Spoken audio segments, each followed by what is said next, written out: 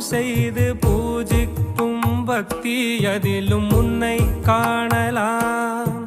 பசி என்று தன் முன் வந்து கையேந்தி கேட்கும் போது தன் உணவை தந்தால்